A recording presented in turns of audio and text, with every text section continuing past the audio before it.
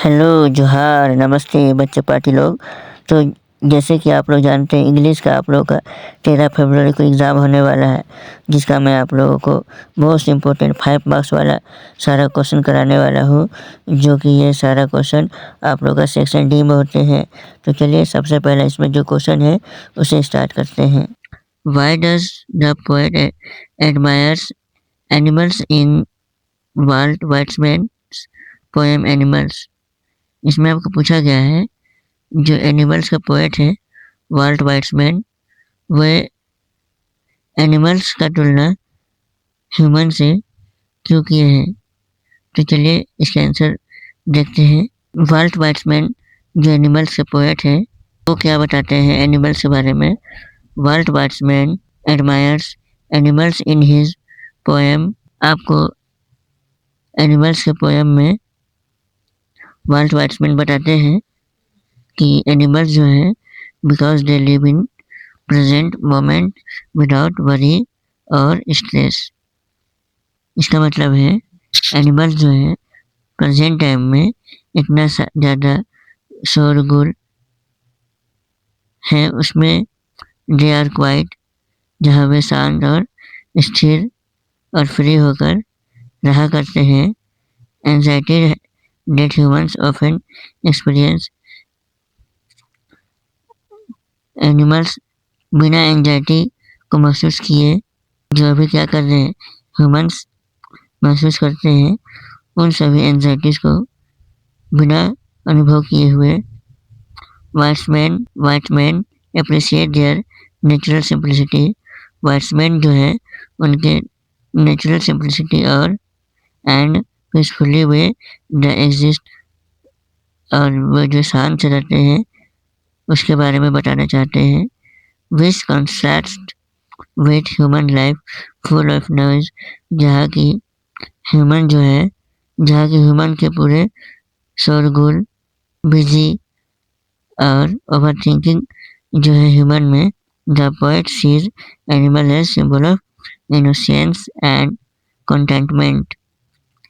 तो एनिमल्स के पोएम में वाइट्समैन बताना चाहते हैं कि इतना ज़्यादा शोरगुल होने के बावजूद भी एनिमल्स क्या होते हैं, शांत रहते हैं। उसी टाइप हम लोगों को पोएट्स रहना सिखाते हैं।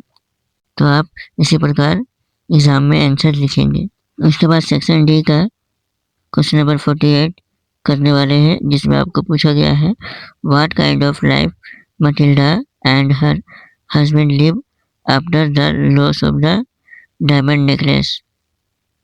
इसमें आपको पूछा है मटिल्डा का लाइफ और उसका हस्बैंड का लाइफ कैसा था जब उन्होंने क्या किया था, डायमंड नेकलेस को खो दिया था। तो इसके बारे में है। तो चलिए इसका आंसर क्या होगा देखते हैं। After losing the diamond necklace Matilda and her husband experience a significant change in their lives. जब डायमंड का नेकलेस खो दिया, जब डायमंड का नेकलेस मटिल्डा ने खो दी, तो उनके और उनके हस्बैंड का जो एक्सपीरियंस था, Matilda and her husband experience a significant change. तो मटिल्डा और उसके हस्बैंड जो है बहुत ही सिग्निफिकेंट एक्सपीरियंस करने लगे, जो कि अपने लाइफ में in their life they are forced to confront the consequence of their action and reality of their financial situation. Matilda, who once lived of life, luxury and dreams of wealth, find herself in a position of hardship. The couple works tirelessly for 10 years to repay the debt incurred from replacing the necklace. जब Matilda ने अपने सहेली का diamond का necklace खो दिए, तो दोनों ने मिलकर उनको चुकाने के लिए 10 इयर्स का जितना पैसा था उन सारे पैसे को, उनका नेकलेस को क्या किया, रिप्ले किया This period is marked by struggle, poverty, and loss of the carefree life they once had. जो अपने लाइफ में बहुत ज़्यादा स्ट्रगल किए, कई सारे लॉस किए, तब जाके Matilda's character inverts as she learns the value of hard work or resilience, but she also becomes weary and aged beyond her years due to the burdens they face. Ultimately, their life becomes a stark contrast to the one they had imagined, highlighted, highlighting theme of period materialism and harsh realities of life. Horace Denby was a character in the story The Last Leaf. तो Horace Denby क्या है, character है कौन सा story का, the last leaf story का. By O Henry he was an artist and a friend of the main characters.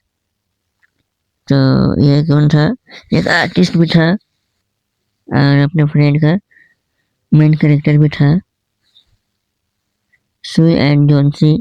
Horace Denby was a kind.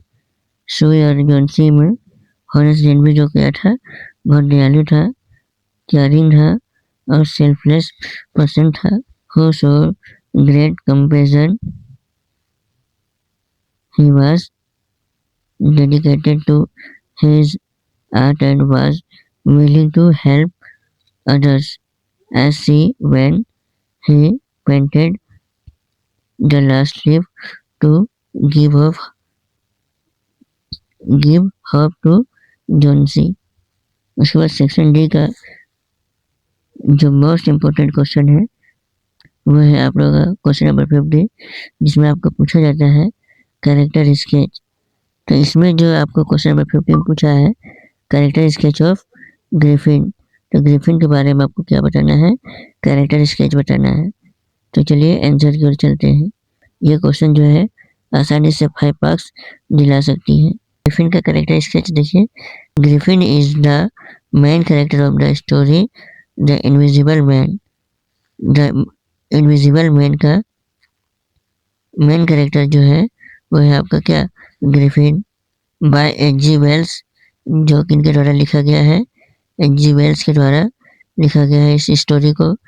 He was a brilliant scientist who discovered the secret of invisibility.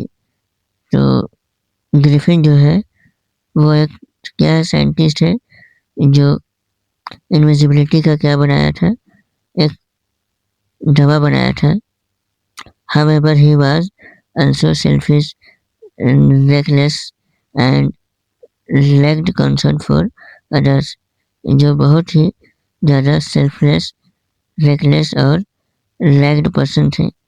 His obsession with his experiment led to him to become isolated and dangerous. Griffin character shows how scientific knowledge without responsibility can lead to tragic consequence. Question number 51 में पूछा गया है, देख सकते हैं. Education played in importance role in transforming Bholi's life. तो भोली के life में एजुकेशन जो है क्या चेंजेस लाया उसके बारे में पूछा है. Do you think education can empower girls to face challenges in society. तो क्या आपको लगता है एजुकेशन के लिए जो वुमेन्स है उसको क्या करना पड़ता है, बहुत ही ज़्यादा चैलेंज फेस करना पड़ता है. तो उनके बारे में पूछा है, क्यों करना पड़ता है. Illustrate your answer with reference to Bholi's story. तो भोलीज स्टोरी के अनुसार आपको इसका आंसर देने के लिए बोला जा रहा है. तो चलिए इसका आंसर देखने के लिए नेक्स्ट पेज में चलते हैं.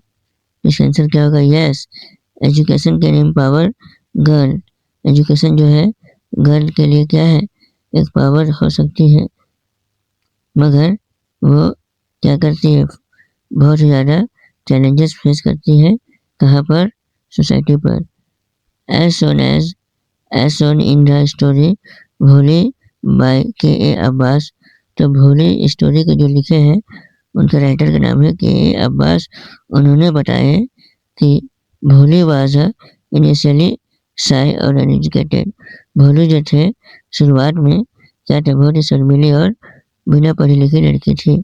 हावेवर आफ्टर रिसीविंग एजुकेशन, जब उन्होंने एजुकेशन रिसीव किया यानी पाया, she gain confidence, self respect and ability to stand up for herself.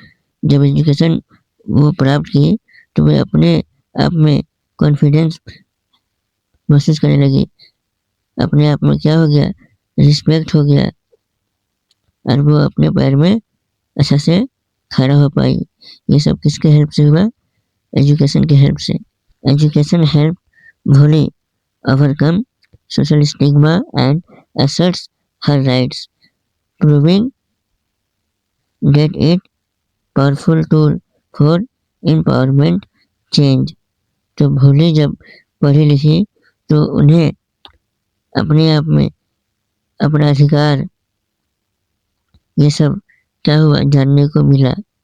अब सेक्शन डी का जो लास्ट क्वेश्चन पूछे जाते हैं वह है, देख सकते हैं क्वेश्चन नंबर 52 में क्या पूछा गया है, what kind of girl was Valli. तो वल्ली जो थी किस टाइप की लड़की थी। उसके बाद पूछा है, discuss her qualities such as curiosity, courage and independence with example from story. तो स्टोरी के हिसाब से आपको बताना है कि इसका क्वालिटी क्या थी, उसे क्या की चाहत थी, ये सबको आपको बताने के लिए क्वेश्चन में बोला गया है। तो इसका आंसर होगा, देखिए वल्ली जो है, Valli from the story the adventures of Valli. तो वल्ली जो स्टोरी लिया गया है द एडवेंचर्स ऑफ वल्ली से लिया गया है, जो कि was a curious and courageous and independent girl. जो कैसी लड़की थी, बहुत क्यूरियस, करेज और इंडिपेंडेंट लड़की थी। She was curious about the world beyond her village which led her to explore the city.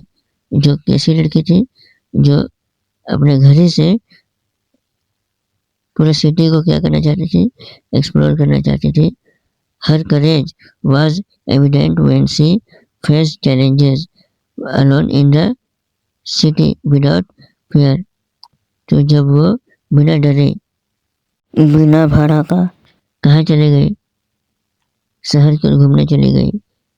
वल्लीज independence shows in her ability to make decision and take care of herself despite being young. Valli जो है वो दिखाती है कि वो अपने आप में ऐसा क्षमता रखती है कि वो सेल्फ डिसीजन ले सकती है और कुछ भी काम को वो अकेले आसानी से कर सकती है। This quality help her navigated new experience confident. उसका ये क्वालिटी जो है पुराने ख्यालों को क्या करती है, तोड़ती है।